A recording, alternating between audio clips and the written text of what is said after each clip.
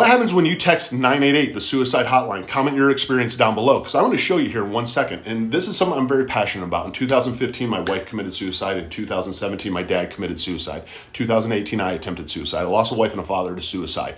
And when you text 988, I think a lot of people think that the suicide hotline's a lot like 911, and it is not. Let me show you what happens when you text 988.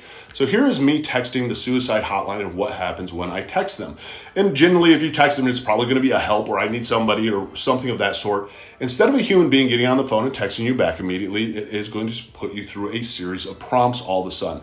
And I will say this, if you need somebody to talk to and you got nobody to talk to, I think that this is great. But if you've ever been to that moment where you're about to take your life, it's all about immediate connection, immediate talking, and stuff like this. I don't think necessarily gives that to people, and I think there's a lot of cracks that can definitely be filled, and we could do a better job. We could save a lot more lives, and that's what it's about. And that's why I share to bring awareness to it. I mean, it's not a broken system; it's a system that just needs a lot more help and a lot more that can be done to it. People are not aware that the suicide hotline is different in every state.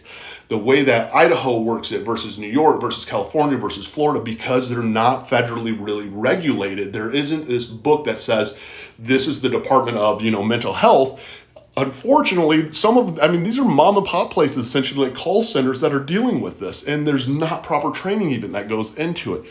And so the more that we share, the more that you can realize, man, if you want to make a difference in people's lives, be there for your friends, man. Always check in on your strong friends. Always check on all your friends, and be a shoulder to listen to. You're not going to ever necessarily, help somebody through that, but being able to just be an ear for somebody to vent to talk to until you get the necessary help for them is key, and it makes a difference. And for the one out there struggling, man, you're a BAMF, you're a badass motherfucker. You made it through 100% of your worst days and make it through 2 today. And you know what? You didn't come this far to come this far. Reach out for help. You do matter, and you are worth it.